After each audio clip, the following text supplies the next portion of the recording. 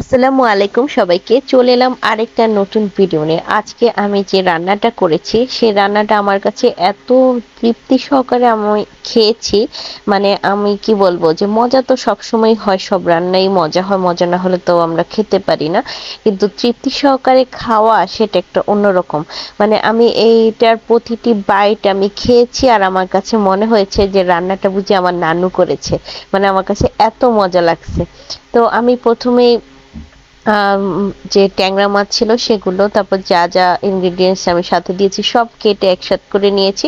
আর প্যানে তেল দিয়ে পেঁয়াজ কুচিটাকে একটু নরম করে তারপর আদা রসুন বেশি করে আমি মশলা দিয়েছি, হলুদের গুঁড়ো, মরিচের গুঁড়ো, ধনে গুঁড়ো দিয়ে ভালো করে মশলাটা আমি কষিয়ে নিয়েছি।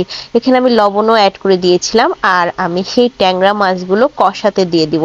অনেকেই দেখেছি যে ছোট মাছকে তেলে ভেজে তারপর রান্না করে, কিন্তু আমার পার্সোনালি ছোট মাছকে কষিয়ে রান্না করতে আমার বেশি ভালো লাগে। আমি ভেজে বড় মাছ রান্না করি, আর যেদিন বড় মাছটা বাজার থেকে তাজা নিয়ে এসে আমি সেটাকেও কষিয়েই রান্না করি। এই তো আমার কষানো হয়ে গিয়েছে, তেলটাও খুব ভালো করে ভেসে উঠেছে। এখন আমি মাছগুলোকে তুলে রেখে দিচ্ছি, কারণ এখানে আমি আলু দিব ছোট ছোট করে, পাতলা পাতলা করে আলু আমি এখানে দিচ্ছি। আপনারা চাইলে এখানে বেগুন বা অন্য যে নরম সবজিগুলো সেগুলো দিতে পারেন। আর এখানে আমি আরেকটা ঘটনাও শেয়ার করি।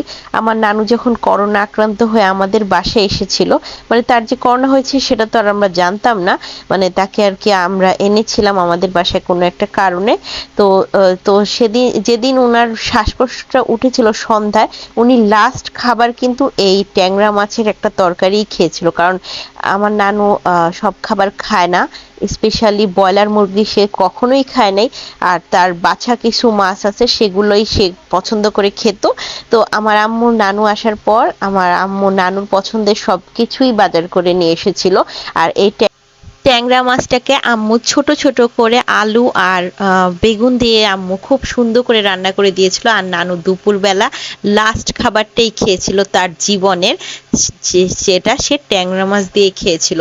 এরপর সন্ধ্যার পর তার শ্বাসকষ্ট ওঠার পর তাকে যখন হাসপাতালে নেওয়া হয় এবং সেই রাতেই তাকে লাইফ সাপোর্টে দিয়ে দেওয়া হয়, এবং 4 দিন সে লাইফ সাপোর্টে থাকার পর আমাদেরকে ছেড়ে সে চিরদিনের জন্যই চলে যায়। তো যখনই আমি রান্নাটা করছিলাম আমার বারবারই এই কথাগুলোই মনে হচ্ছিল, যে আমার নানুর কথাই বারবার মনে পড়তেছিল, যে ইস আমার নানু ট্যাংরা মাছটাই পছন্দ করে খেয়েছিল। তো এই যে আমার ট্যাংরা মাছটা একবারেই রেডি। তো ধন্যবাদ সবাইকে। আসসালামু আলাইকুম।